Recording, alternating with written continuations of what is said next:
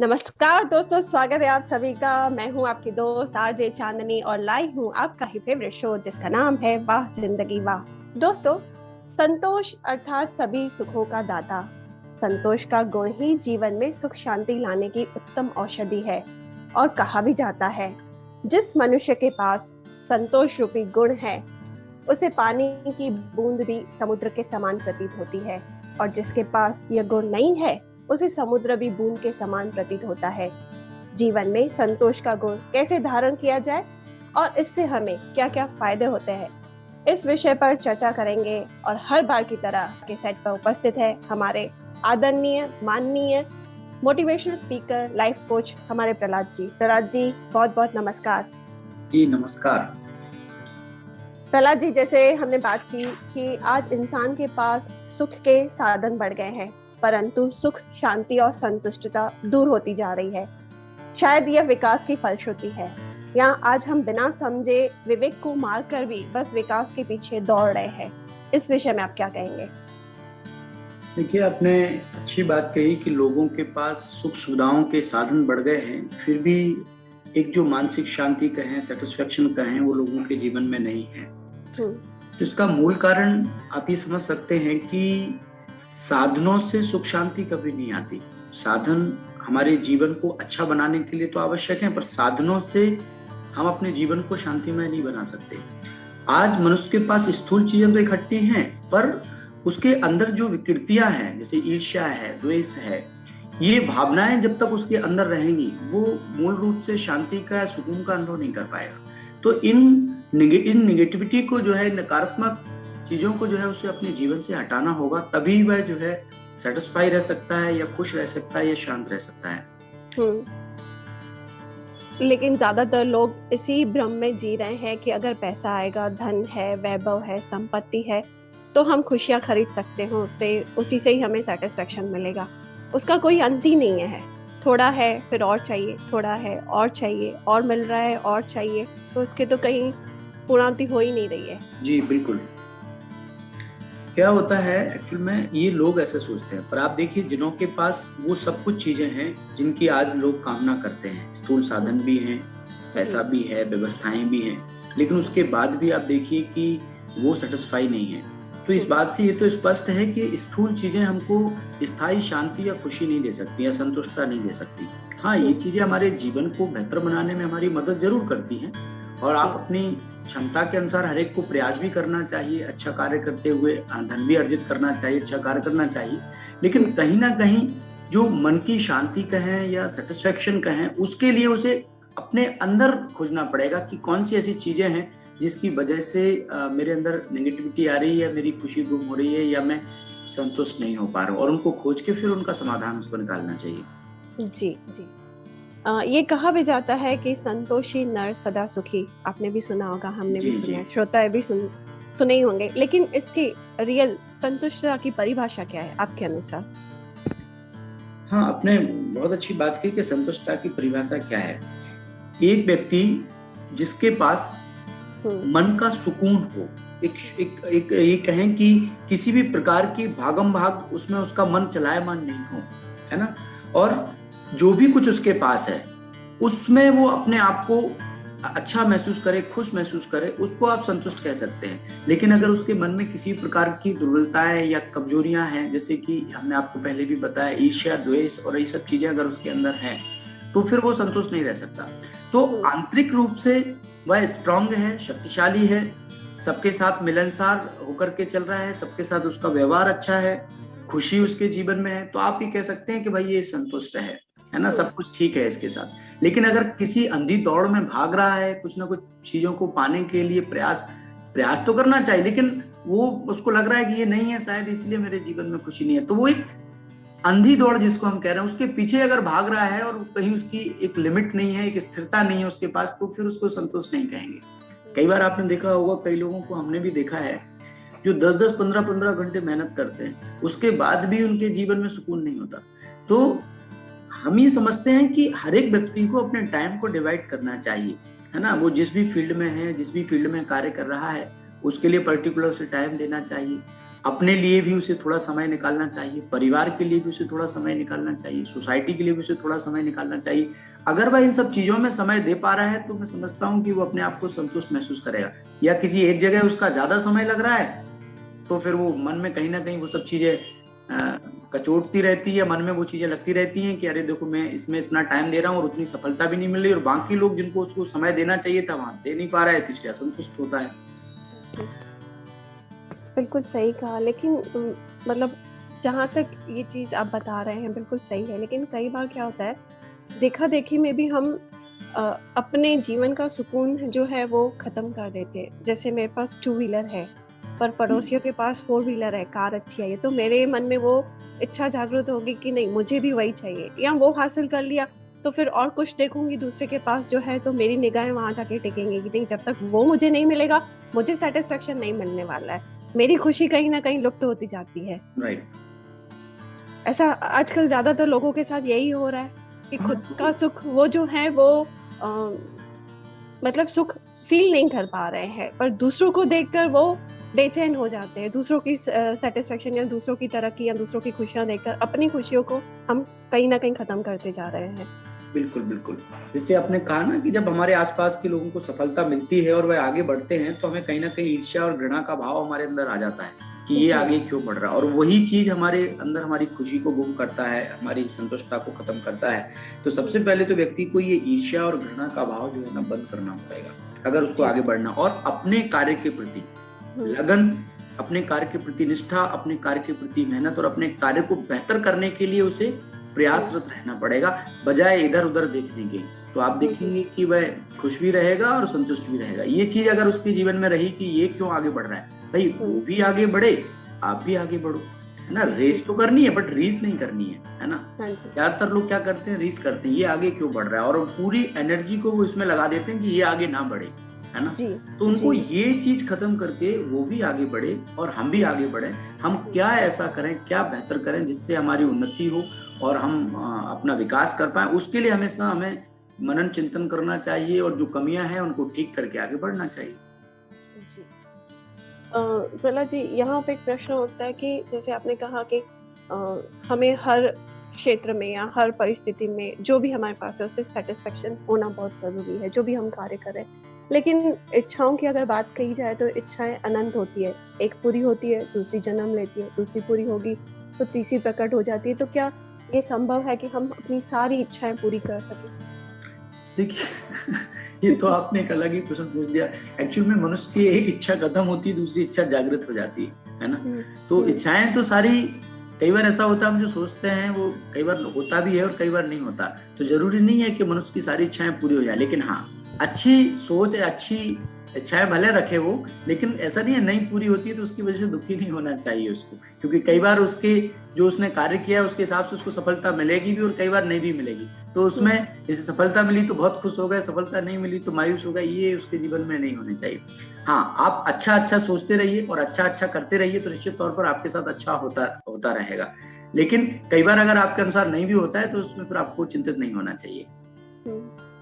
अभी यहाँ पे मैं अगर प्रैक्टिकल एग्जांपल लूँ, अगर सपोज मैं एक स्टूडेंट हूँ, ठीक है, एंट्रेंस एग्जाम दे रही हूँ, मैंने सोच के रखा है, वर्क भी किया है, रात दिन मेहनत भी किया है कि मैं पास होंगी, क्योंकि एंट्रेंस एग्जाम दूंगी तो कहीं मेरा एडमिशन होगा, और फेल हो जाती हूँ तो कहीं ना कहीं इसको आपको चेक करना पड़ेगा। हमारी मेहनत में कहीं ना कहीं कोई कमी रह गई होगी तभी हम उसमें फेल हुए, वरना जो भी लोग इस एग्जाम को, इस एंट्रेंस को पास करते हैं तो उस सिलेबस तो सबके लिए सेम ही होता है ना, कुछ तो बच्चे निकलते ही है ना उसमें। तो कहीं ना कहीं ये हमें चेक करना पड़ेगा कि कहाँ हमसे चूक हुई, कहाँ हमसे भूल हुई, या क्या चीज हम नहीं कवर कर पाए, है ना। ऐसा नहीं है कि आप मेहनत करें और आपको सफलता नहीं मिले, और अगर सफलता नहीं मिल रही तो कहीं ना कहीं अपने को और चेक करके चेंज करने की आवश्यकता होती है, लेकिन उसमें मायूस नहीं होना चाहिए। जी, ये तो हुई इच्छाओं की बात, लेकिन ये एक कहते हैं कि एक वर्ग है जहाँ इच्छाएं अनंत है, लेकिन एक वर्ग समाज के अंदर ऐसा भी है जहाँ कई लोग ऐसा मानते हैं कि संतोष अर्थात प्रयत्न नहीं करना या पराक्रम की पूर्णाहुति मानकर बिल्कुल निष्क्रिय बन जाना, कुछ नहीं करना, पुरुषार्थहीन बन जाना, ये कहाँ तक यथार्थ है? ये तो रॉन्ग है। खैर, कभी भी ऐसा नहीं हो सकता कि व्यक्ति पुरुषार्थ ना करे और उसको सारी चीजें मिलती रहे और वो उसमें सेटिस्फाई रहे, तो फिर संभव भी नहीं है। ये सेटिस्फेक्शन का उल्टा डेफिनेशन ले लेते हैं, उल्टा नहीं, उसको सेटिस्फेक्शन नहीं कहेंगे। बेसिकली आपकी जो नैतिक जिम्मेवारी है, आपकी जो ड्यूटीज है, उन ड्यूटीज को बेहतर तरीके से प्ले करते हुए फिर अगर आपके हिसाब से आपको नहीं मिलता तो समझ में आता है कि भाई हम सेटिस्फाइड हैं। बट अगर आप अपनी जिम्मेवारियों का निर्वहन ही नहीं कर रहे हैं और खाली होकर के बैठ गए कि साहब ठीक है यही संतुष्टता, इसको संतुष्टता नहीं कहेंगे। हर व्यक्ति संसार में जो आया है कुछ ना कुछ विशेष प्रयोजन के लिए आया है, कुछ विशेष करने के लिए आया है। तो जो भी हमारा इस संसार में आने का प्रयोजन है ना, आप जैसे मान लीजिए किसी परिवार में परिवार के सदस्य होते हैं तो हर एक की एक रिस्पॉन्सिबिलिटी रहती है कि अपने परिवार को व्यवस्थित रीति से चलाना और जो भी परिवार के सदस्य हैं उन सबको सपोर्ट करना, उनको आगे बढ़ाना। लेकिन अगर कोई व्यक्ति ये सोच ले कि हम तो संतुष्ट हैं तो आगे फिर सबका भविष्य खतरे में हो जाए। हालांकि उनका सबका अपना अपना भाग्य होता है, लेकिन फिर भी हमें जिस ड्यूटी के लिए भेजा गया है, जिन लोगों के निमित्त बना करके भेजा गया है, उनके लिए हमें हमेशा प्रयासरत रहना चाहिए। जो हमारा कार्य है उस कार्य को बेहतर ढंग से करते रहना चाहिए जी। क्योंकि कई बार क्या होता है, पुरुषार्थ कर करके जब उनको रिजल्ट नहीं मिलता है, जो उन्होंने मुकाम हासिल करने होते हैं वो नहीं मिलते हैं, तो वो निराश हो जाता है, थक जाता है वो व्यक्ति। फिर वो निष्क्रिय भी बन जाता है कि उसको अंदर से मेंटली ये फिट हो जाता है कि नहीं, मैंने तो अपने जीवन में बहुत कुछ किया, मुझे कुछ मिला नहीं है, अब मैं आगे नहीं करूंगा, मैं आगे नहीं बढ़ना चाहता। अंदर से उन्होंने वही एक प्रकार की वो फीडिंग कर दी है, तो वो पुरुषार्थ करते ही नहीं है, वहीं पे ही स्टॉप हो जाते हैं। देखिए इसमें एक चीज थोड़ा समझना पड़ेगा। जैसे आपने कहा कि कई लोग बहुत मेहनत करते हैं और उनको सफलता नहीं मिलती जी, तो फिर वो लगता है कि भाई अभी मायूस हो गया, अभी हम कुछ कर नहीं सकते, हमें कुछ करना भी नहीं। ऐसा ठीक नहीं है। क्या होता है कि कई बार ऐसा होता है, हम जिन चीजों को सोचते हैं, हो सकता है हमें कुछ और विशेष कार्य करना होता है, हो सकता है हमें उस फील्ड में सफलता नहीं मिल रही, पर किसी में तो सफलता मिलेगी, किसी ना किसी कार्य में तो सफलता मिलेगी। तो कई बार हम अपने हिसाब से तय करते हैं कि ये मेरे साथ हो जाए तो मैं सफल हूँ, जबकि ऐसा नहीं है। दुनिया में बहुत सारे लोग ऐसे हैं जो हैं किसी फील्ड के और सफल किसी और फील्ड में हो गए। तो ऐसा नहीं है, हमेशा अपना प्रयास करते रहना चाहिए। अगर एक फील्ड में आपको सफलता नहीं मिल रही तो कोई बात नहीं, आप मेहनत करिए, आप हार नहीं मानिए, कोई बात नहीं। दूसरा और जो आपसे मिलता जुलता फील्ड है या जो और आप जिसमें आपका इंटरेस्ट है उसमें आप अपनी किस्मत आजमाइए, उसमें आप प्रयास करके देखिए, हो सकता है उसमें आपको सफलता मिल जाए। लेकिन ये मान लेना कि मैंने ये किया था और मुझे सफलता नहीं मिली इसलिए अब मैं कुछ करूंगा नहीं, ये रॉन्ग है। तो ऐसा नहीं है कि आप जो सोच रहे हैं वो हो ही जाए। कई बार आप जो सोचते हैं वो नहीं होता, पर आप जो नहीं सोचते हैं वो उससे भी अच्छा हो जाता है। बिल्कुल बिल्कुल सही। हमने बहुत सारे लोगों को ऐसे देखा, कई लोगों की जीवन कहानी को भी मैंने पढ़ा है और कई लोगों को देखा है। हम कुछ ना कुछ विशेष कार्य के लिए अवतरित हुए हैं, तो आप हमेशा अपना प्रयास जारी रखते रहिए हर फील्ड में, कहीं ना कहीं तो सफलता मिलेगी ना आपको। अपने आप को डिमोरलाइज ना होने दें, अपना जो मूल्यांकन है, अपना जो वैल्यू है उसे कम ना होने दें, उनको अंकित ना करें कि कहीं ना कहीं कुदरत ने या यूनिवर्स ने हमारे लिए कुछ बेहतर सोच के रखा होगा, तो पुरुषार्थ करते रहना चाहिए। करेक्ट? बिल्कुल बिल्कुल। अब इसी में एक बात कहूँ, जैसे समस्याएं कई लोगों के जीवन में आ जाती हैं, वो कुछ करना चाहते और नहीं कर पाते, तो वो समस्याएं जो है वो हर व्यक्ति के जीवन का हिस्सा है। ऐसा नहीं है किसी एक ही व्यक्ति के साथ समस्या कोई आ गई या कोई परिस्थिति बन गई, हर व्यक्ति के जीवन का हिस्सा है। लेकिन उन सबको होते हुए भी उसको क्या करना है, अपने अंदर एक हिम्मत और एक दृढ़ता और विश्वास बना करके रखना है और उन समस्याओं को फेस करके आगे बढ़ना है जी, है ना? जी बिल्कुल सही कहा आपने। लेकिन जो संतुष्टता का गुण है जो हम धारण करते हैं, जिसकी आप बात कर रहे हैं, तो उससे हमें फायदे क्या क्या होते हैं जीवन में, कैसे उसको अपनाया जाए, कैसे इम्प्लीमेंट किया जाए, कैसे उसके फायदे होते हैं? बिल्कुल बिल्कुल। जैसे आपने कहा ना कि इसके क्या फायदे हैं, तो संतुष्टता के लिए तो बहुत सारी कहावतें भी हैं। इसे कहते हैं ना, जब आवे संतोष धन सब धन धूल समान, है ना? जब संतुष्टता आ जाती है तो फिर उसको और कुछ चीज की जरूरत नहीं होती। और जिस व्यक्ति के जीवन में संतुष्टता है तो वो कभी एक तो निराश नहीं होगा, कभी टेंशन में नहीं आएगा, कभी तास नहीं होगा, कभी मूड ऑफ नहीं होगा, उसका हमेशा खुश रहेगा और दूसरों के लिए हेल्पिंग उसका नेचर रहेगा, दूसरों को सपोर्ट करने वाला रहेगा और परिवार के सभी सदस्य उससे खुश होंगे। वह जिस कार्य स्थल पर है या जहाँ भी अपना कार्य कर रहा है उसके कार्य में उसको सफलता मिलेगी और उसको देख करके दूसरे लोगों को भी प्रेरणा मिलेगी। जो व्यक्ति संतुष्ट है उसके चेहरे पर सदैव मुस्कुराहट रहती है, कभी तनाव की लकीरें नहीं दिखाई देंगी, क्योंकि वो संतुष्ट है, खुश है, अपने आप में मस्त है ना? तो संतुष्टता जिसके जीवन में होती है एक्चुअल में वही जीवन है ना? इसलिए हमेशा आप अपना प्रयास करते रहिए और आपके प्रयास के बावजूद भी अगर आपको उतना नहीं मिलता जितना आप चाह रहे हैं तो आप समझ लीजिए कि इतना ही आपको मिलना था, पर उसमें ही आप सेटिस्फाइड है, ऐसा नहीं कि हमको और चाहिए, है ना? तो संतुष्टता ही व्यक्ति के जीवन का श्रृंगार है। आप अगर संतुष्टता उसके पास है तो समझो सब कुछ उसके पास है, सारी चीजें उसकी सिद्ध होने लगेंगी, सब कुछ ठीक हो जाएगा और जीवन बहुत सुंदर रीति से व्यतीत कर सकेगा। जी, बिल्कुल सही कहा आपने। जैसे हमने पहले भी चर्चा की कि कई बार क्या होता है, हम दूसरों को देखने में ही अपना समय बिता देते हैं या अपनी खुशी को खुद ही ख़त्म कर देते हैं। जबकि हमें ये पता भी होता है कि सभी का लक्ष्य एक जैसा नहीं होता है। अच्छा, सबके पास एक समान शक्तियाँ भी नहीं होते, ना ही सबको एक जैसे अवसर भी प्राप्त होते हैं। फिर हम क्यों ऐसा सोचते हैं कि दूसरा हमसे आगे ना निकल जाए? ऐसा एटीट्यूड अपनाकर भी हम खुद को ही इतना तनाव में ला देते हैं कि उस तनाव के कारण फिर कई सारी बीमारियों को भी निमंत्रण दे देते हैं। ऐसा क्यों होता है? देखिए, ये तो क्या है, एक्चुअल में ह्यूमन नेचर है। जब भी कोई व्यक्ति कुछ अच्छा करता है तो मेरे मन में भी ये आता है कि भाई मैं भी कुछ अच्छा करूँ। कई बार जब मैं नहीं कर पाता तो कहीं न कहीं मन में एक वो रहता है कि मैं नहीं कर पाया। तो फिर जो नेगेटिव चीज़ें हैं वो जल्दी हावी होती हैं, अच्छी चीज़ें थोड़ा देर में आती हैं। तो हमें लगता है कि ये उसकी वजह से, माने आप एक तरह से ये कह सकते हैं कि दूसरे व्यक्ति का प्रभाव मेरे जीवन में पड़ रहा है, मतलब दूसरा व्यक्ति मेरे पर शासन कर रहा है। तो आप कभी भी दूसरे व्यक्ति को अपने पर शासन नहीं करने दें।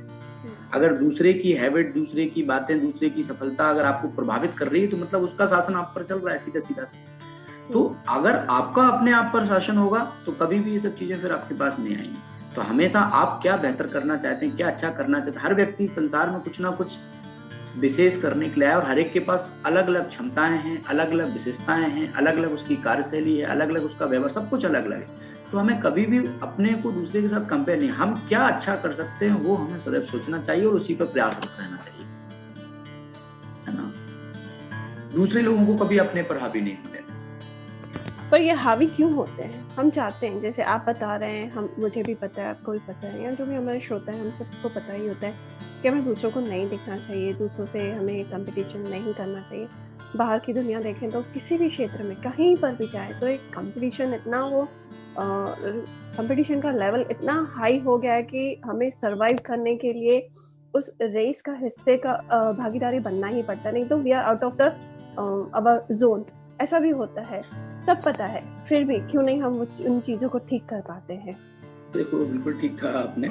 रेस तो करनी चाहिए, कंपटीशन तो अच्छी बात है, कोई दिक्कत नहीं है। हमने आपको पहले भी कहा है कि रेस करनी चाहिए बट रेस नहीं करनी चाहिए। रेस करो ना, रेस करने के लिए किसने मना किया है। वो भी आगे बढ़े, हम भी आगे बढ़े। दूसरा, आपने एक बात इसमें कही कि हम चाहते हैं कि ये सब नहीं हो, पर होता क्यों है। इसके पीछे कारण ये है कि हमारे अंदर जो नेट क्वालिटीज हैं, हमारे अंदर जो इनर पावर है, वो कहीं ना कहीं उसका परसेंटेज डाउन हो जाता है, वो घट जाता है। इसकी वजह से बाहर की चीजें हम पर अपना प्रभाव जमाती हैं या उनका अपना प्रभाव हमारे पर आता है। अगर हम इंटरनली स्ट्रांग होंगे, हमारे अंदर जो आंतरिक शक्तियां हैं वो अगर बढ़ी हुई होंगी, हमारे अंदर जो मूल्य है, जो गुण है, वो सब अगर हमारे अंदर बढ़े हुए होंगे तो बाहर की चीजें फिर हमें प्रभावित नहीं करेंगी। अभी क्या होता है कि हम एक तरह से अंदर से खाली होते हैं तो बाहर की चीजें जल्दी हमको प्रभावित, अगर हमारी, जिसको हम ऐसे कह सकते हैं कि स्व स्थिति अगर हमारी स्ट्रांग है तो बाहर कैसी भी परिस्थिति हो वो हम पे प्रभाव नहीं डाल सकती। लेकिन अगर हम स्व स्थिति में हम कमजोर हैं, हमारी सेल्फ की जो कंडीशन है, स्वयं की जो स्थिति है वो अगर कमजोर है तो फिर बाहर की चीजें तो हमको प्रभावित करेंगी ही करेंगी। तो उसके लिए हमें थोड़ा सा समय स्वचिंतन के लिए, मनन के लिए निकालना चाहिए और चेक करना चाहिए कि मैं किस ट्रैक पे चल रहा हूँ, मुझे अपने में क्या परिवर्तन करने की आवश्यकता है, कहाँ मेरे से भूल हो रही है, कहाँ गलतियां हो रही। अगर हम अपने आप को थोड़ा समय देते हैं पूरे दिन भर में, कभी भी रात को सोने से पहले या बीच में कभी भी, और गहराई से अपने आप को जांचते हैं कि कौन सी ऐसी चीजें हैं जो मुझे डिस्टर्ब कर रही हैं, मुझे आगे नहीं बढ़ने दे रही या मेरी प्रोग्रेस को ब्रेक कर रही हैं, तो अगर हम जांचेंगे तो उनको ठीक भी कर पाएंगे और धीरे धीरे हम अपनी आंतरिक शक्तियों को, गुणों को बढ़ा पाएंगे। उसके लिए आप आध्यात्मिकता का भी सहारा ले सकते हैं, मेडिटेशन, ध्यान, इन सब का सहारा ले सकते हैं। ये बहुत हेल्प करते हैं हमारे को जीवन में, हमारी उन्नति के लिए हमें बहुत मदद करते हैं ना जी। जैसे हमने बात की कि दूसरों को देखने करने में तनाव पैदा होता है, ना चाहते हुए तनाव अंदर बनता ही जाता है और दिन ब दिन वो एक क्या बोलते हैं हाई लेवल पे हो जाता है। तो इस तनाव में से मुक्त होने की विधि क्या है? जैसे आपने कहा कि स्पिरिचुअलिटी भी एक माध्यम है, जैसे हम अपने आप को तनाव मुक्त कर सकते हैं। उसके अलावा और क्या बात है तो तनाव हम पर हावी ना हो? उसके लिए आपको बीच बीच में, देखो क्या होता है कि जब हम उस तरह की सिचुएशन में होते हैं, ऐसे लोगों में होते हैं जिनको हम बार बार देख रहे हैं, जिनकी वजह से हमारे को तनाव हो रहा है, तो कहीं ना कहीं अपने माइंड को डाइवर्ट करने की आवश्यकता होती है। आप दूसरी चीजों में अपने माइंड को डाइवर्ट कर सकते हैं, है ना। जैसे आप अपने अंदर कुछ अच्छी हैबिट डाल लें, जैसे हमने आपको पीछे भी सत्र में बताया है कई बार कि जैसे मेडिटेशन के अलावा आप सिंगिंग है, डांसिंग है ना, कुछ अच्छी चीजें सुनने का है, कुछ अच्छी चीजें देख, उस तरह से अगर आप अपनी हैबिट में लेकर के आएंगे वो आते हैं, तो आप देखेंगे कि आपका माइंड डाइवर्ट हो जाएगा और फिर वो चीजें जो आप पर हावी हो रही हैं वो फिर नहीं होंगी। हम क्या कंटिन्यूस उन्हीं सब सिचुएशन के संपर्क में रहते हैं जिससे हम डिस्टर्ब हो रहे हैं। तो आपको अपने माइंड को डाइवर्ट करने की आवश्यकता है। अगर आप अपने माइंड को डाइवर्ट करना सीख जाते हैं, जो सिचुएशन आपको लग रहा है जिसकी वजह से आपको दुख हो रहा है या आप तनाव में आ रहे हैं, तो उसी समय आप देखिए कि मैं अपने को डाइवर्ट कहाँ कर सकता हूँ, वो पॉजिटिविटी की ओर आप अपने आप को डाइवर्ट कर लीजिए, तो वो चीजें ऑटोमेटिक हट जाएंगी। जी जी, बिल्कुल सही कहा आपने। यहाँ पे एक प्रैक्टिकल एग्जांपल अगर मैं लूँ, अगर कहा जाए कि किसी मध्यम वर्गीय परिवार के व्यक्ति की बात करूँ, तो सुबह से लेकर रात तक वो सिर्फ दौड़ रहा है, ठीक है। बहुत सारी बातें उसे फाइनेंशियल जो स्टेटस होता है उसके लिए चैलेंजेस होते हैं, ठीक है। वो लोकल ट्रेन में भी जा रहा है, ट्रैवलिंग कर रहा है, ऑफिस जा रहा है, फिर उसके बाद उसके बच्चों की पढ़ाई का भी देखना है। अच्छा, छोटे अगर माता पिता परिवार में नहीं है, बड़ा भाई है, तो छोटे जो भाई बहन है उनकी जिम्मेदारी भी उनके ऊपर आती है। कहीं ना कहीं उन सब चीज़ों में अगर वो सेटिस्फाई होना चाहे, अपने आप को संतुष्ट रखना चाहे, कैसे रख सकता है? क्योंकि उसके ऊपर बहुत सारा प्रेशर है, बहुत सारी जवाबदारियां है, सब कुछ मैनेज करना है, सब कुछ कैसे हो पाएगा? देखिए, सब चीजें अपने समय से होती हैं। कई बार हमको लगता है कि सब चीजें हम मैनेज कर रहे हैं, जबकि ऐसा नहीं है।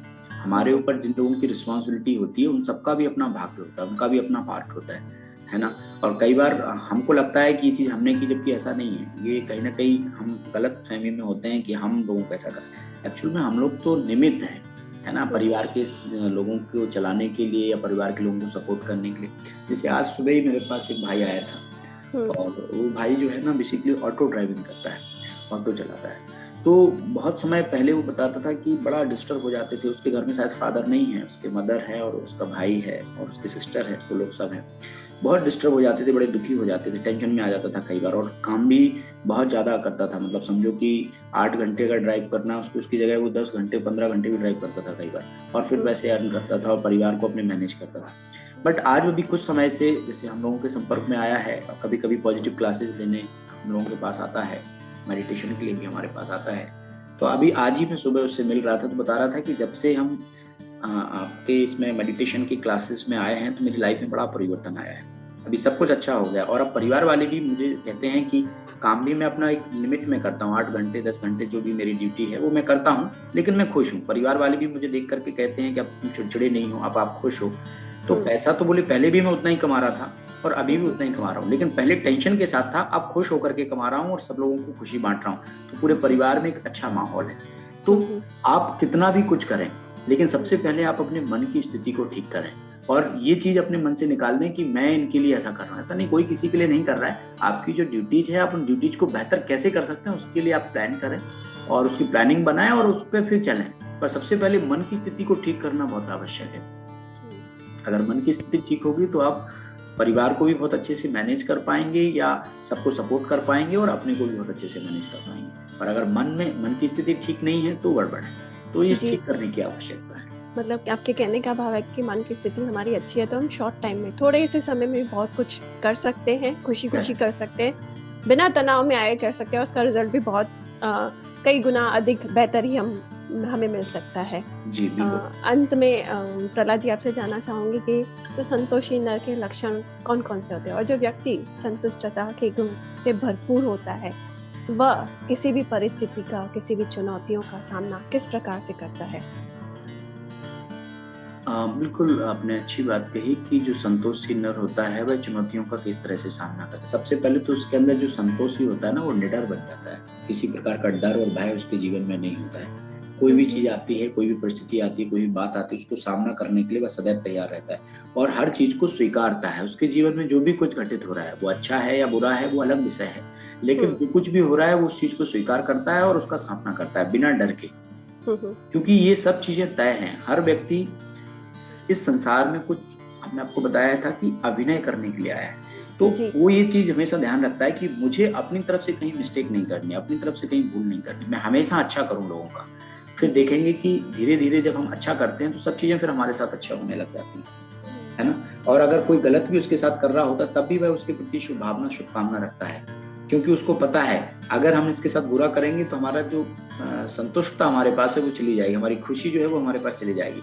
तो इन सब चीजों की समझ उसके पास आ जाती है और वह ये समझ लेता है कि कैसे खुश रहना है। उसके लिए वह हर एक के प्रति शुभ भावना रखते हुए, शुभकामना रखते हुए और समाज के हर वर्ग के लिए या हर फील्ड में हर लोगों के लिए वह अच्छा सोच करके आगे बढ़ता है।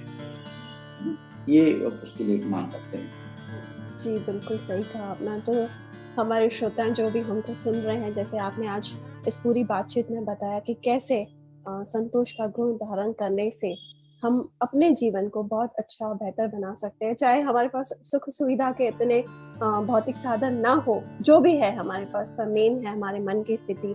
मन की स्थिति अच्छी होगी, हम सेटिस्फाई होंगे, कंटेंट होंगे, खुशी में होंगे, तो हर परिस्थिति का सामना डट कर भी कर सकते हैं। और मुझे बहुत अच्छी बात ये आपकी लगी कि हम लीडर बनते हैं, डर हमारे मन से बहुत दूर चला जाता है। इस पूरी बातचीत के लिए आपका बहुत बहुत शुक्रिया प्रहलाद जी। दोस्तों, जैसे कि प्रहलाद जी ने हमें बताया कि संतुष्टता का गुण धारण करना हमारे जीवन के लिए, हमारे लिए कितना मूल्यवान है और क्या क्या फायदे हो सकते हैं। यदि हम अपने जीवन में सुख और संतुष्टता चाहते हैं तो उन चीज़ों के लिए शोक ना करें जो हमारे पास नहीं है, बल्कि उन चीज़ों के लिए खुश रहे जो हमारे पास है। कई बार हम ये भूल जाते हैं कि परमात्मा ने या यूनिवर्स ने, कुदरत ने हमें क्या क्या दिया है, बस उसके लिए शिकायतें करते रहते हैं जो हमारे पास नहीं है। कभी फुर्सत में बैठकर वो लिस्ट निकालें, जो चीज़ें हमें मिली हैं, जो रिश्ते, खूबसूरत रिश्ते हमारे जीवन में है, या जहाँ जहाँ से हमें हेल्प मिलती है, यकीन मानिए ये शिकायत करना बंद हो जाएगा कि हमें ये चीज़ें नहीं मिली है। और अपने बीते हुए जीवन को संतोष के साथ देखेंगे तो फिर से दोबारा जीना सीख जाएंगे। पॉजिटिव सोच संतुष्टि लाता है और संतुष्टता से ही सुख और समृद्धि आती है। फिर मिलेंगे दोस्तों दूसरे एपिसोड में, तब तक के लिए शुक्रिया, नमस्कार।